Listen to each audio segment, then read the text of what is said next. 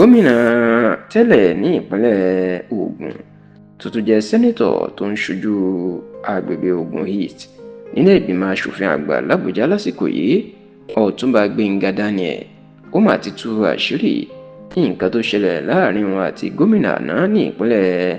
Ògùn tó gbàjọba lọ́wọ́ ẹ̀ lọ́dún 2011 ìyún sẹ́nẹ́tọ̀ Ìbíkúnlé Amósùn tó sì jẹ́ kó di mọ̀ wípé ìjọba ọ̀run di àfagbárawọ̀ ni Amósùn ló fi ọ̀rọ̀ ìṣèlú ìpínlẹ̀ Ògùn ṣe lọ́dún 2011 tó gba ìjọba lọ́wọ́ òun. Ó ní gbogbo nǹkan l'Amósùn fi jà, ó sì jà fitafita gidigidi láti rí i pé ìjọba ó bọ́ kúrò lọ́wọ́ òun,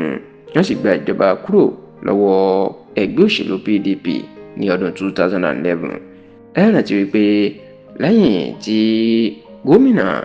Olúṣẹ́gun Ọ̀ṣọ́bà tó sọ agbára nù lọ́dún 2003 fún Gbénga Daniel, ìní Gbénga Daniel ti ẹgbẹ́ òṣèlú People's Democratic Party ló bẹ̀rẹ̀ ìjọba tó sì jẹ́ pé lẹ́yìn tó ṣe sáà àkọ́kọ́ tó parí lọ́dún 2007 ó tún gbé ìbò fún sáà kejì, bẹ́ẹ̀ ló tún jáwé olúborí tí sáà kejì ẹ̀ tó sì parí lọ́dún 2011. gẹ́gẹ́ bẹ́ẹ̀ ṣe mọ̀ pé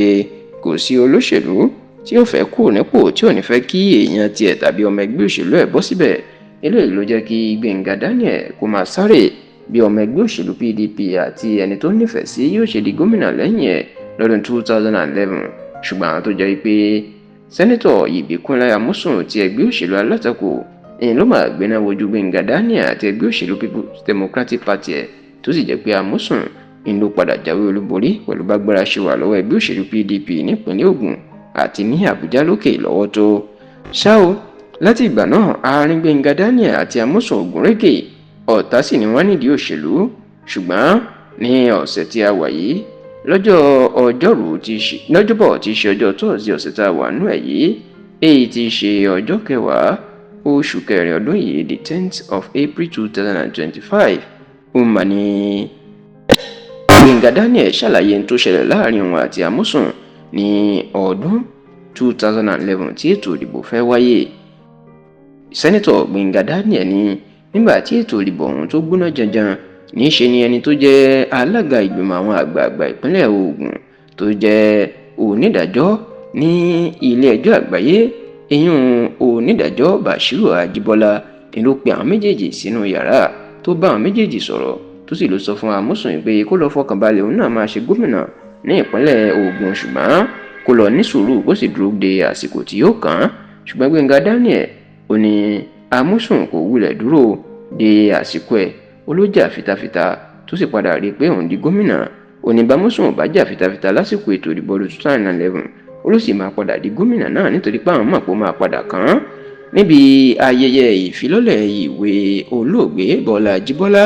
tí wọ́n ṣe, ìyẹn ìtọ́pọ̀ àkọlé ní Tribulations and Trophies, Bọ́lá Ajíbọ́lá in his own words, èyí tí ó wáyé lọ́jọ́ tọ́sídẹ̀ẹ́ ọ̀sẹ̀ tá a wà nú ẹ̀ yìí. ibẹ̀ ìní Gbénga Daniel ló ti sọ ọ̀rọ̀ yìí láti fi mọ rírì àwọn ipa tí olóògbé Bọ́lá Ajíbọ́lá kó ní